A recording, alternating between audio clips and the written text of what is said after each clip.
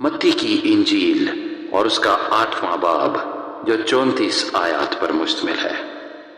جب وہ اس پہاڑ سے اترا تو بہت سی بھیڑ اس کے پیچھے ہو لی، اور دیکھو ایک کوڑی نے پاس آ کر اسے سجدہ کیا اور کہا، اے خداوند، اگر تو چاہے تو مجھے پاک صاف کر سکتا ہے۔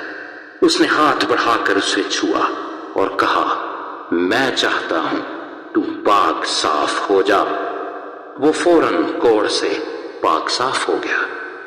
یسوع نے اس سے کہا، خبردار، کسی سے نہ کہنا، بلکہ جا کر اپنی دینی کاہن کو دکھا، اور جو نذر موسیٰ نے مقرر کی ہے اسے گزران، تاکہ ان کے لیے گواہی ہو۔ اور جب وہ کفرنہوم میں داخل ہوا تو ایک صوبیدار اس کے پاس آیا اور اس کی منت کر کے کہا، اے خداوند، میرا خادم فالج کا مارا گھر میں پڑا ہے اور نہایت تکلیف میں ہے۔ اس نے اس سے کہا، میں آ کر اس کو شفا دوں گا۔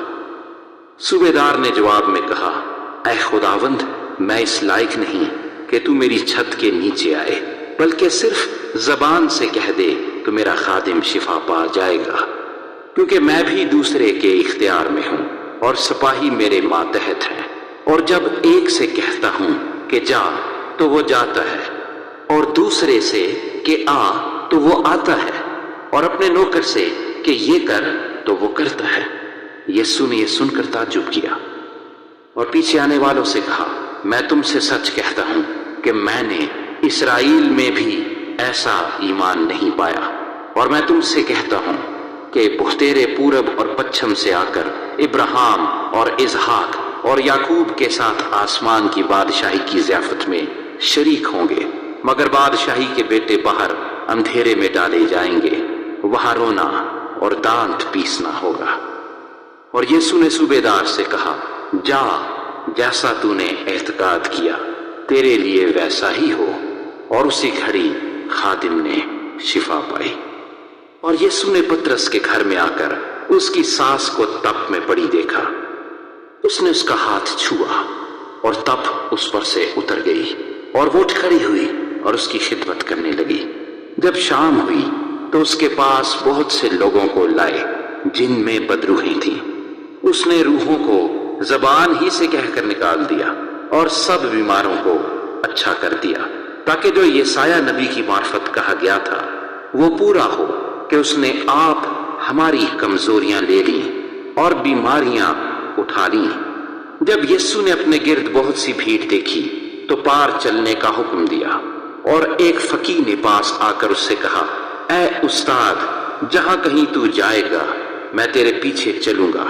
یسوع نے اس سے کہا کہ لومڑیوں کے بھٹ ہوتے ہیں اور ہوا کے پرندوں کے گھونسلے، مگر ابن آدم کے لیے سر دھرنے کی بھی جگہ نہیں۔ ایک اور شاگرد نے اس سے کہا، اے خداوند، مجھے اجازت دے کہ پہلے جا کر اپنے باپ کو دفن کروں۔ یسوع نے اس سے کہا، تو میرے پیچھے چل اور مردوں کو اپنے مردے دفن کرنے دے۔ جب وہ کشتی پر چڑھا تو اس کے شاگرد اس کے ساتھ ہو لیے، اور دیکھو جھیل میں ایسا بڑا طوفان آیا کہ کشتی لہروں میں چھپ گئی، مگر وہ سوتا تھا۔ انہوں نے پاس آ کر اسے جگایا اور کہا، اے خداوند، ہمیں بچا، ہم ہلاک ہوئے جاتے ہیں۔ اس نے ان سے کہا، اے کم اعتقادو، ڈرتے کیوں ہو؟ تب اس نے اٹھ کر ہوا اور پانی کو ڈانٹا اور بڑا امن ہو گیا۔ اور لوگ تعجب کر کے کہنے لگے، یہ کس طرح کا آدمی ہے کہ ہوا اور پانی بھی اس کا حکم مانتے ہیں۔ جب وہ اس پار گدرینیوں کے ملک میں پہنچا تو 2 آدمی جن میں بدروحیں تھیں قبروں سے نکل کر اس سے ملے۔ وہ ایسے تند مزاج تھے کہ کوئی اس راستے سے گزر نہیں سکتا تھا۔ اور دیکھو انہوں نے چلا کر کہا، اے خدا کے بیٹے، ہمیں تجھ سے کیا کام؟ کیا تو اس لیے یہاں آیا ہے کہ وقت سے پہلے ہمیں عذاب میں ڈالے؟ ان سے کچھ دور بہت سے سوروں کا غول چر رہا تھا۔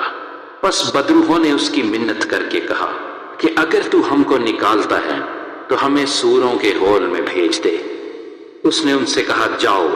وہ نکل کر سوروں کے اندر چلی گئیں، اور دیکھو سارا غول کڑاڑے پر سے جھپٹ کر جھیل میں جا پڑا اور پانی میں ڈوب مرا، اور چرانے والے بھاگے اور شہر میں جا کر سب ماجرا اور ان کا احوال جن میں بدروہیں تھیں بیان کیا، اور دیکھو سارا شہر یسوع سے ملنے کو نکلا اور اسے دیکھ کر منت کی کہ ہماری سرحدوں سے باہر چلا جا۔